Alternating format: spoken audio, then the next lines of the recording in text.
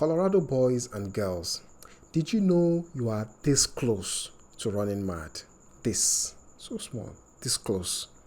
In this video, we'll discuss 3 signs that Colorado is already turning your head. And the third one is the most important one, so you want to stick around to find out what it is.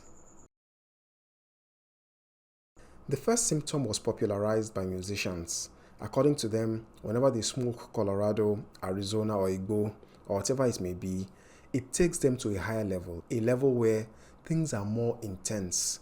The smells, the tastes, the things they see, the things they hear, it's much more sensational.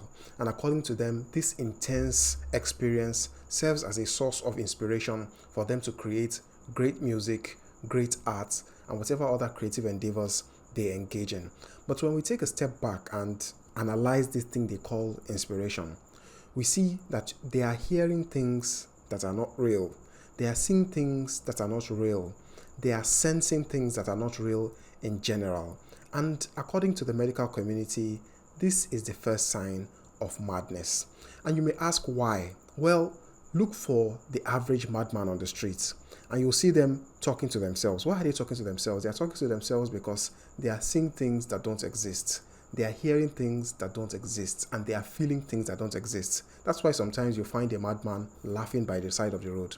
Who is he laughing with? Who cracked a joke? Why is he laughing? There's no reason other than the fact that he's living in a completely different world to ours. And this is the same thing that happens when people smoke Colorado, Igbo, or Arizona. It takes you to a different world. And you might enjoy that world, of course, and derive some forms of inspiration from that world.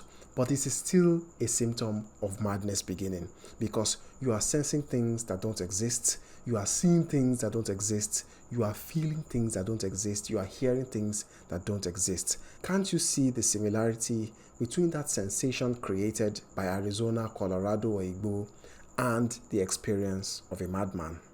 And so a musician or artist may claim that these substances are the source of the inspiration that they used to create their great works. And you as an upcoming artist, you as an upcoming painter, an upcoming creative may think Colorado, Arizona, Igbo is the solution to your shitty lyrics, your shitty paintings, and your shitty creative works. But wait till we get to the third symptom. Then you'll really understand that while Colorado, Arizona, Igbo might inspire you in the early days of consuming them, they will eventually destroy your career and destroy your life. Some people report that when they are high on these substances, they sleep less, which means they suffer from poor sleep. But for some people, they say that it makes them sleep more, which is excess sleep. And some people report that they are in between the two. For some days or weeks, they may find it really hard to sleep. But then all of a sudden, for a few days or weeks, they sleep in excess. Whatever the case may be, people who are able to find sleep sometimes report that when they do sleep, they have horrible nightmares, which the medical community has linked to the consumption of these drugs, these substances. And so these dreams can be so realistic that it's very hard to distinguish between the dreams and reality. And what happens is when you have these horrible dreams consistently over time, it's easy to start to experience paranoia. You start thinking things that are not real. You start suspecting people of certain forms of behavior, of being against you. People want to attack you, they are after you.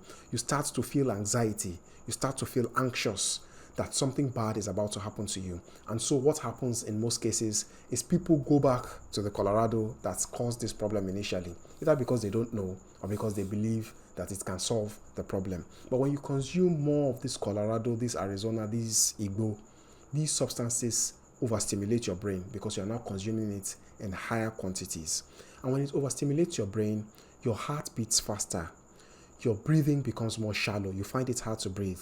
Your chest feels tighter. Your mind starts racing. You start to overthink.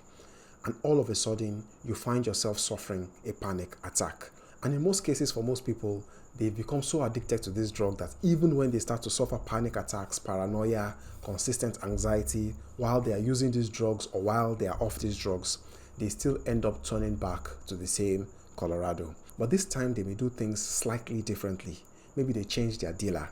Maybe they find a new strain of Colorado, Igbo, or Arizona, or maybe they switch to a new drug entirely.